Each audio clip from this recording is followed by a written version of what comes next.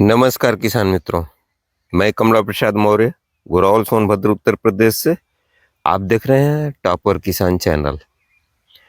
Topper किसान channel पर आप लोगों का स्वागत है। आज मैं आप लोगों को दिखाने जा रहा हूँ कुछ मिक्स क्रॉपिंग के विषय में।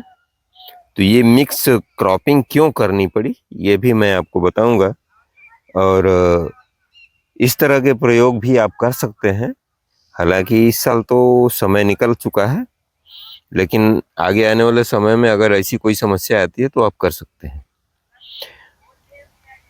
हुआ ये कि जब सरसों की ये हमारी बिजाई हो गई थी, तो सरसों की बिजाई होने के बाद सरसों का जर्मिनेशन भी हो गया। तो आप देख सकते हैं कि इसमें जो बंदर हैं वो आ करके इस सरसों के पौधे को उखाड़ करके और खाना शुरू कर देते हैं। तो समस्या हो जाती है सब। इस तरह से आप देख रहे हैं, जिसे ये इस तरह से नोच करके खा जाते हैं, उखाड़ करके खा जाते हैं। जिस तरह से ये पूरा का पूरा खेत खाली हो गया, इसमें पौधा ही नहीं रह गया, सरसों के पौधे बहुत कम रह गए। तो जब हम पहली सिंचाई इसकी कर रहे थे, तो उसी समय मैंने इसमें गेहूं छींट करके और सिंचाई कर दिया। तो गेहूं का जर्मिनेशन बढ़िया हो गया है, और ये जर्मिनेशन होने की वजह से ये इसमें निश्चित रूप से गेहूं की फसल भी हो जाएगी। इसमें थोड़ा सा कटाई करने में परेशानी होगी, लेकिन फिर भी इसको किया जा सकता है। तो आप देख सकते हैं गेहूं का जर्मिनेशन बहुत अच्छा हुआ है। और वो करना ये होता है कि अगर हम मान लीजिए पौधा किसी वजह से कम जर्मिनेशन हुआ, यदि बीज की कमी की वजह से या नमी की कमी की वजह से अगर पौधे का कम जमाव हुआ, तो हम दोबारा से सरसों की खेती इसमें नहीं कर सकते।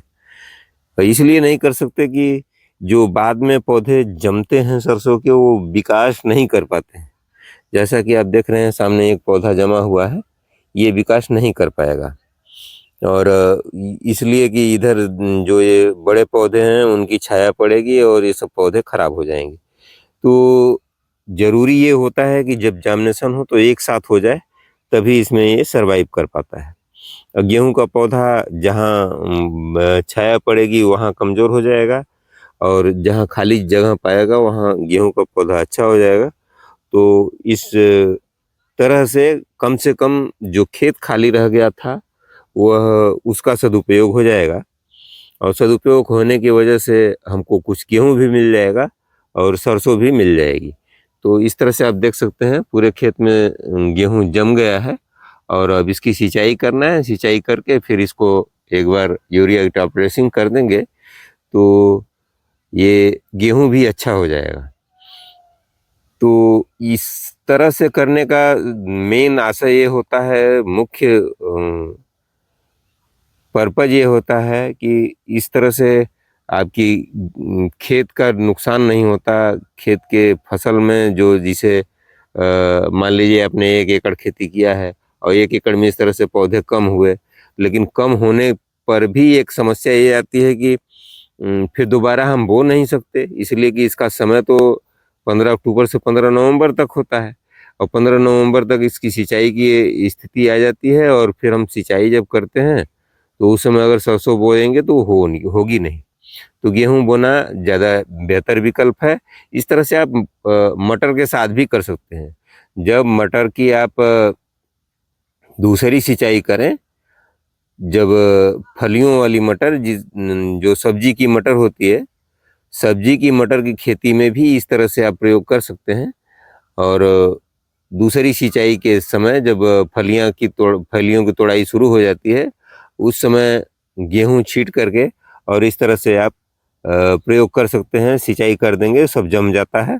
और जर्मिनेशन के बाद जब मटर की फलियों की तोड़ाई हो जाती है, तोड़ाई के बाद उसका पेड़ समेत उखाड़ लेते हैं, केवल गेहूं बचता है।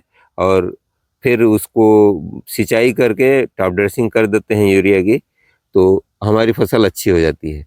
तो इस तरह से आप खेती कर सकते हैं। तो आज हमको ये दिखाना था आपको कि मतलब यदि आपकी फसल किसी वजह से सरसों की कम जमी है तो उसमें गेहूं की इंटरक्रॉपिंग कर सकते हैं। तो आज का वीडियो यहीं तक, अगली वीडियो में फिर आपसे मुलाकात होगी, तब तक के लिए आप हमको आज्ञा दीजिए।